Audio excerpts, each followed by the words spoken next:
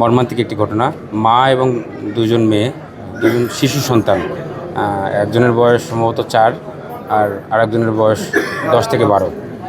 এরকম দুজন মেয়ে এবং মায়ের মৃতদেহ পাওয়া যায়। মায়ের নাম হচ্ছে ইতি রানী। এটি আপনার পিছনে দেখতে পাচ্ছেন, এটি হচ্ছে ডাকবাংলো, জেলা পরিষদের ডাকবাংলো। এখানেই মা কাজ করতেন, পরিচ্ছন্নতা কর্মী ছিলেন।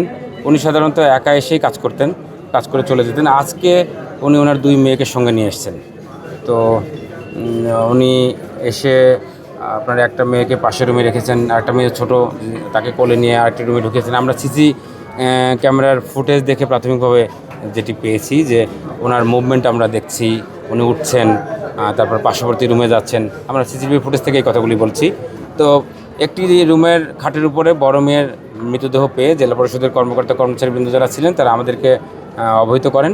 আমরা সঙ্গে সঙ্গে এসে আমরা সত্যিই পাশে যে রুমটি খোলা ছিল সেই রুমের খাটের উপরে বড় মেয়ে, সম্ভবত মেয়েটার নাম হচ্ছে অধরা বা আরাধা, অনুরাধা বিশ্বাস। অনুরাধা বিশ্বাস বড় মেয়ের নাম, আর আরাধা বিশ্বাস হচ্ছে ছোটো মেয়ের নাম। তো ওই বড় মেয়েকে আমরা খাটের উপরে পাই।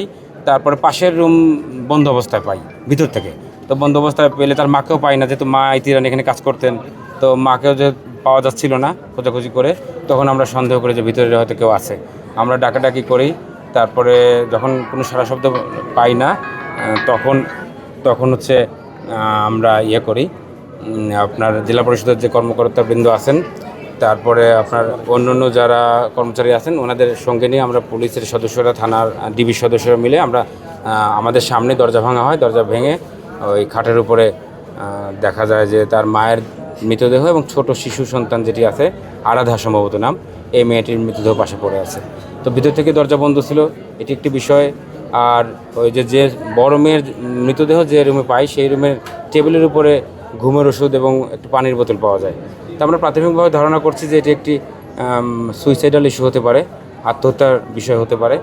তো আমরা এখনও নিশ্চিত করে কিছু বলবো না, কারণ আমাদের যেহেতু ইনকোয়েস্ট করতে হয়, তারপরে আপনার মেডিকেল রিপোর্ট সংগ্রহ করতে হয়।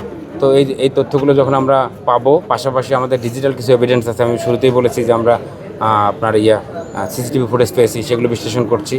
এগুলো আমরা যখন পাওয়ার পরেই আমরা বিস্তারিত আপনাদেরকে জানাতে পারবো। এবং যদি এর পেছনে কোনো মোটিভ থাকে, যদি কোনো কেউ কোনো দুর্ঘটনা ঘটিয়ে থাকে, তাহলে সেটি তো আমরা উদ্ঘাটন করবোই। আর যদি এটা স্রেফ সুইসাইডাল হয়, তাহলে আমরা যে আইনি প্রক্রিয়া আছে সেই আইনি প্রক্রিয়া আমরা সম্পন্ন করবো। আমরা একটু